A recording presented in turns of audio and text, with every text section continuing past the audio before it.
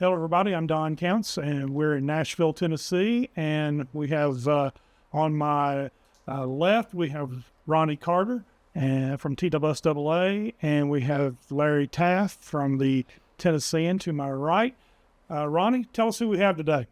This is Harold Red Roberts, great athlete, great coach that we're going to do a little talking with. And I think the first thing we do to talk today is not about the Red Roberts, the coach. Let's talk about Red Roberts, the athlete.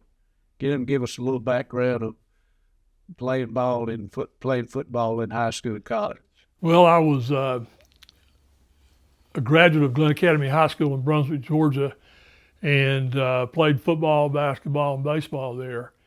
And was fortunate enough in 1964 to be a backup to two seniors when we won the AAA championship in Georgia. And next year we weren't as good because we lost a lot of those guys, but had a really good senior year. We went 9-1 and didn't make the playoffs. We lost it in a coin toss, and finished that up as a safety. And in those days we were tight ends, all of us, and really thought if I played beyond high school it might be as a safety. But I found out my sophomore year at Austin Peay when they had me playing strong safety, I was not going to be a college safety because I played so poorly that my high school coach came to see the game and he chewed me out after the game. So, and as far your high school coach chewed you out. My high school coach chewed me out after. He said, "I've never seen you play so bad in all your life." I did well offensively that night, but that was the end of my safety career, which I thought I was going to be a good safety in college. Aside from that, I was a backup in basketball and played first base in baseball, and had a very weak arm and a weak stick as well. So that's pretty much my high school career. And of course college, and I was just an offensive player. Started out as a tight end, and show you the difference in these days. I think I weighed 175 pounds and played tight end, and then got moved out wide every now and then. Then my last 3 years played solely as a wide receiver. Talk about catching a few passes in college. Well, had a pretty good career as far as that goes, and it's interesting. When I got to Austin Peay, we were an I formation, a wing I team, and primarily was a ground game. They had a great running back who graduated a year before I got there, Johnny Ogles, and talking to Ronnie Parson, whose position I took the next year because he graduated as well. And he said, "Red, they didn't start throwing the ball there until you got there." And I said, "Well, the reason was we didn't have a Johnny Ogles. So we had difficulties running the ball, and individually I had a really great career. Unfortunately, our team, we weren't very good in those days. I think the best season we had was 5-5. And I benefited, I guess, individually from that because we did have to put the ball up in the air, and gave me plenty of opportunities to catch the ball." How did you get from Brunswick to Clarksville? I mean, if you weren't on a real flashy team or whatever, how did you wind up getting it? Well, it's the only school that offered me. That's how I got there. And I got on a plane and came on up.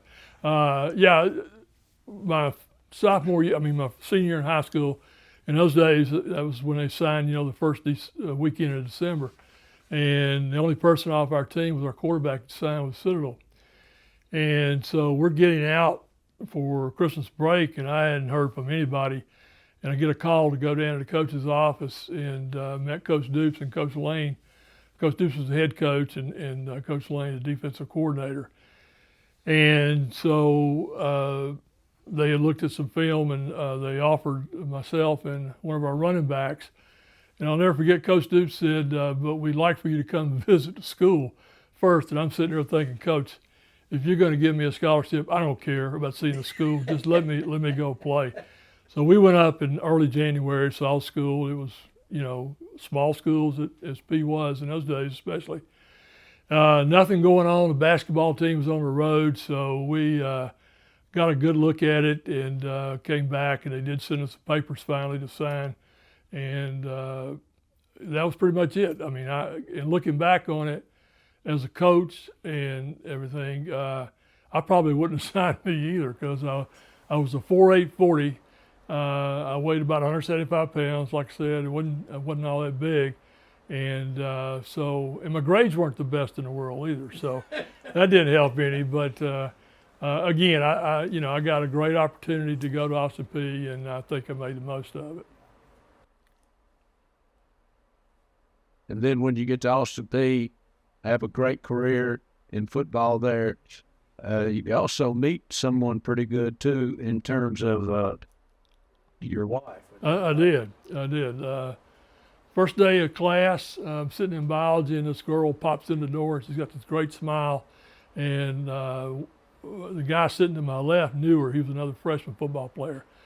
And he waved at her, and she came over and sat next to me on this side of the table. And so we met that day, and later on I found out that her dad was the basketball coach. And as it turned out, that was George Fisher, and my wife Stephanie.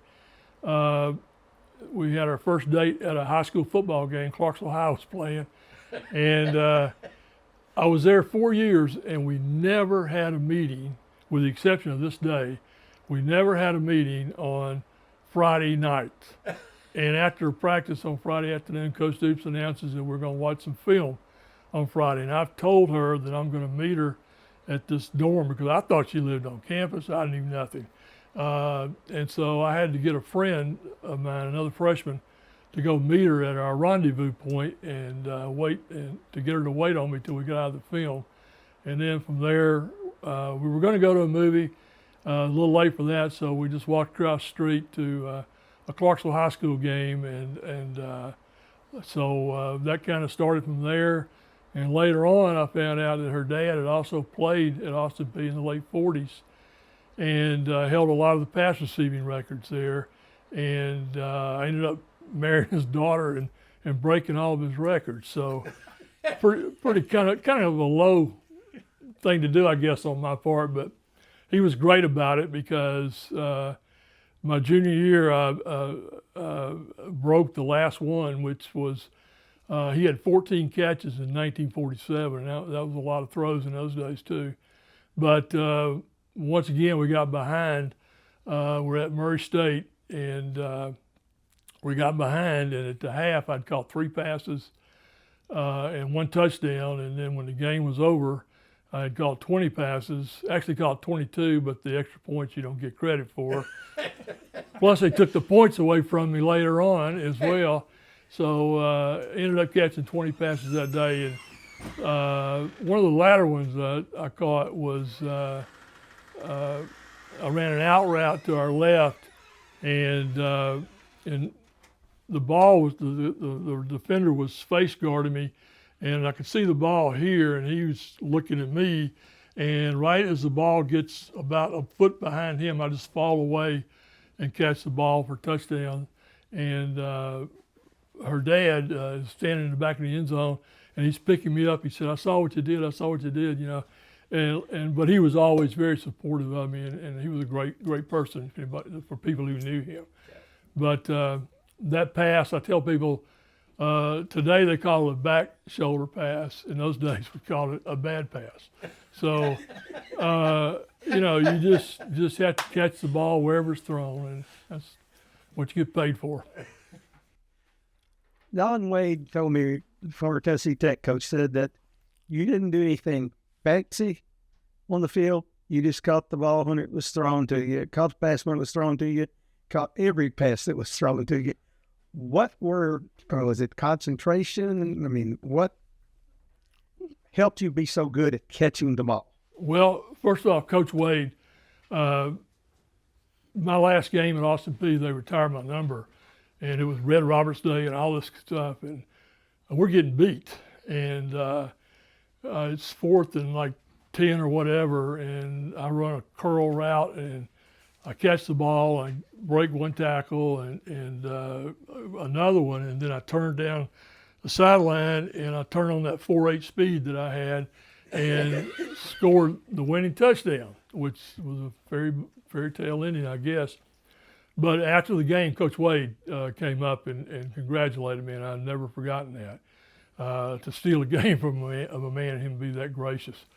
But really, I think the thing that I had, the best asset I had was concentration. And I always took the approach that, you're going to get hit, so why don't you catch the ball? It doesn't hurt nearly as bad, and the crowd cheers for you when you get hit and catch the ball like that. So, but just focusing on it and working on it and that kind of thing. And, as far as route running, again, with no speed, wasn't much of a deep threat, but I tried to be able to run the curl route like 3 different ways and out route the same thing. The rest of it was just mostly taken off. But, my thought process was to convince them you were going to do something else. And, of course, obviously go the opposite direction to try to get yourself open. And, I heard the NIL mentioned in an interview not long ago, and one of my teammates, Ronnie Fuqua, was the NIL Athlete of the Year, his senior year, and we were in the same class. And in practice, I couldn't get open when Ronnie was covering me, and it was very frustrating. Later on, I found out what a great athlete he was, but people would ask him the same thing when we were older. The older you get, the better you were. So they asked Ronnie, he said, well, was it hard covering Red in practice? And he said, nah, you could cover him. The thing was, he's going to catch the football. And, that was something, fortunately, that I was able to do in high school and in college as well. Talk about Red Roberts as a coach and how it all starts. Well, it started because I was going to be an NFL star. I signed as a free agent with the Philadelphia Eagles in 1971, and I lasted about 3 days when we went back to the real camp. Survived the rookie camp, got cut early, and came back to Clarksville and ended up going to Todd Central in Elton, Kentucky. It was their second year of varsity football, and I applied for it. They thanked me and said, we think we got it. We want somebody with some experience. And the guy that they offered the job to a week later did not take it. And all of a sudden I had all the experience they needed. And so now you go from being, an All-American to you're washing jocks and doing all those things that you have to do as a high school coach. And believe me, it was a learning curve. And we started off the season, we were 0-3 and hadn't scored a point. And the band director, who was an assistant principal, asked me at practice in school one day, said, well, what kind of offense you going to run this week, Coach? I said, that same one we've been running for 3 weeks. We're not going to get crazy here. So we're playing Warren Central out of Bowling Green, Kentucky, and they are averaging like 40 points a game and all this good stuff. We had like 27 guys on our team, and long story short, we ended up beating them 19-0. And the way we did it, you would have thought the score would have been much worse, because we had some kids that did a lot of tobacco field work there in Todd County, and they would come out hitting you as well. But ended up 5-5 and lost to the state championship team by a point. So we made some progress, and I learned a whole lot of lessons that first year, because I didn't have a clue what I was doing when I started, to be honest with you. Some people say I didn't have a clue when I finished either, so can't argue that point. Where do you go from Todd Central? Well, I went back to the P and was a GA, coached the receivers for a year. And then I went back to my hometown, Brunswick, and coached at Brunswick High, which had opened after I left. And did that for a year. And then Stephanie and I had our first child there, and really wanted to get back to Tennessee. And so my father-in-law was the AD at Austin Peay at the time, and he gets this phone call from Guy Urban, who was the superintendent at Moore County. And he said, I'm looking for an offensive-minded coach. And my father-in-law may have exaggerated this a bit, but he said, well, I know the best one in the country. And so Mr. Irvin really thought a lot of Dr. Morgan, our president, and so Dr. Morgan wrote me a letter of recommendation. I think that probably sealed the deal. And so I'd come up on the weekend to interview with the board, and we sit down on Saturday morning in the room, and Mr. Irvin says, "Here's the feller that I'm going to hire. Y'all talk to him." And so I had an interview, but I'm sitting there thinking, I've already got this job or something. So, it turned out that we really weren't sure if we wanted to move to Lynchburg because it's real small. Neither one of us had lived in a small town like that. And so we ended up doing it, and was there, coached there for 5 years. And it was a great experience because, again, a small environment like that, and a place where football really mattered. And I tell people that those guys in Moore County come out of the womb hitting people, and it was just a great experience. I think we went 8-2 regular season our first year, and won the Crockett Bowl. The next year we got into the playoffs for the first time, but we had to win 10 games to do that. And wasn't any of this fancy stuff where you win 4 in a season and you place 4th or 5th place, you can go to the playoffs. Now, in those days, you really had to earn it. But I had a great 5 years there and made a lot of great friends, and then, of course, moved to Franklin County. Concerning your Moore County job, you started at Moore County, but you had a little delay spending some time in Memphis before you. Well, that came later. Okay. Yeah. Explain it. Okay. Well, my last year, I'm in the Tennessee Army National Guard, and I was a first lieutenant. And we're having in-service, and one of the guys who was in the Tullahoma unit said, "Are y'all going to Memphis?" I said, "No, we're not going to Memphis." About 5 minutes later, I get a phone call. And it was from Jack Tipps, our full-time guy in Fayetteville, where I was serving at that time. And he says, "Lieutenant Roberts, we're a code whatever." And I said, "Well, that's nice, Jack. What does that mean?" He said, "Get your stuff and come to the Armory." So this is a Monday. We're hosting a jamboree at our place that Friday. And on Tuesday morning, after driving all night in a convoy, I'm in Memphis. And this is the first, maybe the second time the Guard had deployed to Memphis. Now we're into the third.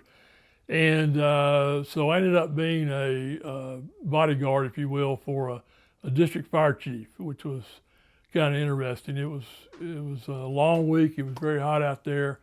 It was the first anniversary of the death of Elvis Presley. They had to cancel all the Elvis hullabaloo and everything. We had curfews going on. And the people really appreciated us being there that time because they had a very small force of full-time people on the firefighting side and the police side.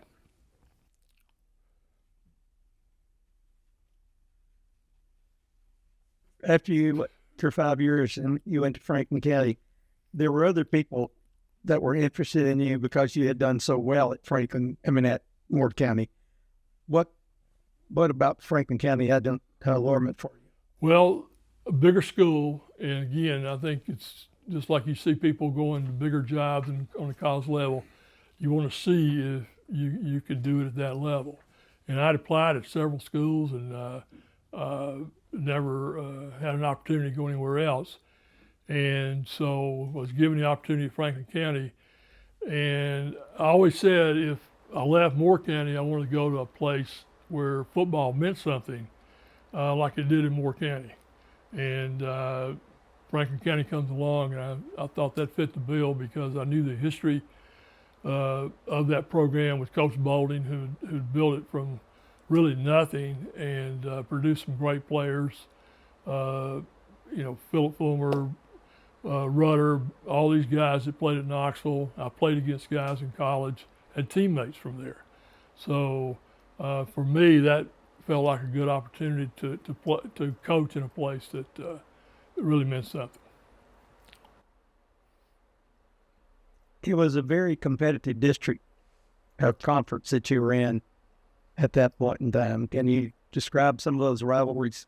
Yeah, the Lincoln County rivalry was huge because I went there the first year that the Lincoln County High School opened up, and we played in Fayetteville at the old school field, and that was we won that game. It was a big win for us, and the thing I remember about that most of all is that when we got to Franklin County, it was like our players doubted things about us. I didn't think they were buying what we were selling completely. And one of the things that they weren't buying was a 2-minute offensive drill that we did just about every day. And we did it after we had covered punts and everything late in the practice, just like it would be in a game. And they hated it. I mean, they just absolutely hated it. And it was like just beating them over the head with it to get them to do it. And so we were at Lincoln County. I think we're down 7-0. And we get the ball back with around 2 minutes, and we got like 80 yards to go. And we probably got it in the end zone in about 6 plays. And and the half expired, and all I could think about is when I get to that locker room, I'm gonna go in there and say, "Now, are y'all gonna believe what we're?" I wasn't gonna. I was gonna say it a different way, which I can't say here. But anyway, by the time I got to the dressing room, I calmed down and got in there, and we just did our normal thing. But I think that was a turning point, maybe in some respects, as far as us convincing them that we knew a little bit anyway about what we were doing, and we were able to close it out and win the game in the second half. But that was one of the things I distinctly remember about that. And then, of course, with Lincoln County, we always played the first game of the season. So that was a really great experience. A lot of people might not want to do something like that. I think both sides liked that situation. And, we were able to win, I think, the first 3, and then in 82, we lost at our place. And again, Tim Johnson made that interception late that sealed the win for them. And they went ahead and won the state championship. And, all we had left was to pray that they'd get beat twice and we'd keep winning ours, and otherwise we were going to a bowl game, which we did. But that team was really good because it won 10 games in a row after losing that first game. Maybe one of the better teams we ever had.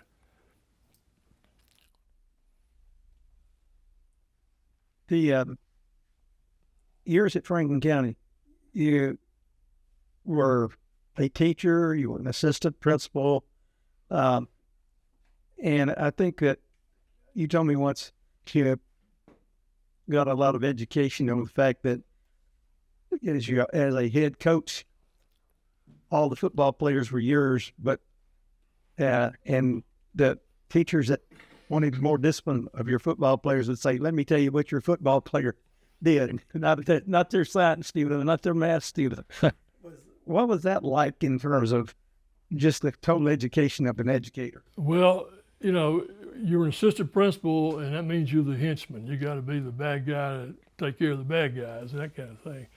And so that was a new role for me, of course, coming out of the classroom and doing that. But it's a lot like coaching.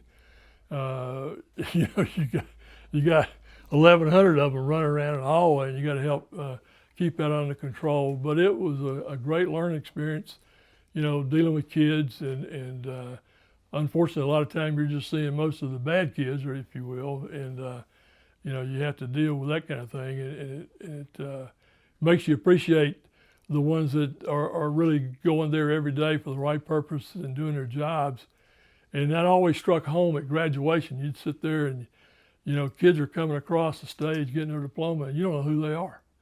And I thought, they never got in trouble. That's why I don't know them.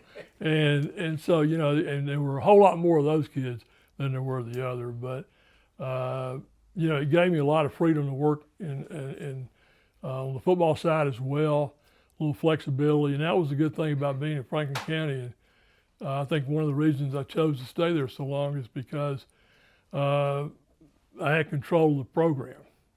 And, as far as money being spent, I could do what I wanted to do. and those kind of things. And I talked to other coaches who didn't have that situation, and they would be frustrated with it. But in our case, that was a big plus. You played a very representative schedule. You didn't try to schedule cupcakes along the way. You played some of the better teams in the state. What was your thinking and philosophy on why you wanted to do that? Well, one, there were people who wouldn't want to play us, which that was a good thing, but it could come back and bite you. And so, we would just play anybody. We played Baylor back when in the day. We played BA 4 times. I think the first two we played, we weren't in the same region. And the second time around, we played when we were in the same region. And so, you just played against the best. And, we wouldn't mind having an easy game every now and then, and we had some of those. But, you just played and just didn't duck from people. I mean, we had the same situation. We would get frustrated trying to make a schedule. I remember calling Waverly. We had one game left to fill, and I called Waverly. I didn't want to go to Waverly from Winchester and didn't really want to play them, but they were one of the teams that had our date, and I called, I think Ray Hampton was the coach at that time, and I said, Coach, would you be interested in getting on our schedule? And he said, I ain't going to play you. Well, if you want to play somebody, why don't you play Brentwood Academy? I said, well, Coach, I've already got them on game 3. I don't think I need to have them twice in 1 year, just to illustrate that I wasn't picking on somebody because I know what it's like. But most of the time you can build a pretty good schedule. How did you balance all your years in education with all of your involvement with National Guard and everything? Well, that works out pretty good, really. In the typical situation, you go to annual training during the summer, and so that works out well. Drills would be, there were times, you would leave Friday night to go to drill, or you could get up Saturday morning and go, depending on where they had you located, because we officers have to move around, to different slots and everything. So, and also had coaches who could fill in and do some things, during the weekends when we're preparing and have stuff ready to go. We got back Sunday night. So a lot of cooperation from a lot of people in doing that. And I remember one time Coach Thompson and I had a game that got postponed because of rain and had to move it to Saturday night. So I got up real early on Saturday morning, drove to Smyrna for drill, left a little early, came back home and got my butt beaten overtime that night. So there were some good times and bad times.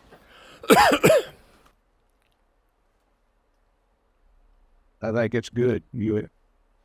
Talk a little bit about how far you advanced. I mean, you started out in ROTC at Austin Peay, and is that how you got into? No, actually, I think they started ROTC my senior year or something like that. And anybody familiar with Clarksville in those days, the Armory was on our campus, or right across the street. It was the old WPA building.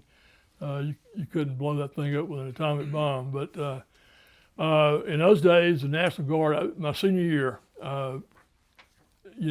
had aspirations to play in NFL and all this kind of stuff. And quite honestly, I'll be honest with you, I didn't want to go to Vietnam. I didn't agree with war. I wasn't out, burning cards or anything like that. But I had 3 guys from my school who were dead by the time I was a senior in college. And so, had no problem with serving, just didn't want to go someplace where, it was just stupid, I think. But got on a waiting list, and that's how bad it was in those days. And eventually I was, the slot came open, so in May of my senior year, I enlisted in the Guard. And ironic thing about this is that the man who swore me into the Guard, his name was Don Deering, he's a captain at that time, would end up promoting me to lieutenant colonel and pinning me many years down the road. So I did that, like I said, because of, I didn't want it to interrupt anything in my personal life or whatever. And, but also, you do have a debt I think you owe to the country to do whatever duty you can do. And like I said, one of the things that motivated me too was knowing 3 guys that didn't come back from Vietnam. One of them I was real close to. And when I was in basic training, I got nominated for this award, and you had to be boarded. They boarded several of us to make the determination of who got it. And one of the questions was similar to that, and I said, at this point, I'm saying, I know 3 guys that made the ultimate sacrifice to, for this country, and, I'm going to do I'm going to do my duty, whether it be for 2 years, 6 years, whatever the case may be. And of course, in the National Guard, we had to put in 6 years. And, I stayed 6, and by that time I'd been commissioned. And after what you go through at Fort Benning to get commissioned, you don't necessarily want to give that up quickly. So I wrote it out, and I stayed, and they kept promoting me. So, once I remember when I was a major, I told my wife, I'm thinking about, I was over 20 years. I think I may get ready to retire. And she said, nope, after all this, you're going to stay until they kick you out. I said, okay. So as a result of that, I got when I got promoted to colonel, I was the chief of an Army liaison team, and I got promoted in 2000. And then in 2003, I was taking up residence in Kabul, Afghanistan, a beautiful place if you ever get a chance to go. Good. Anybody else? Red Roberts, thank you very much. Appreciate your service, and thank you for telling your story. Thanks for having me.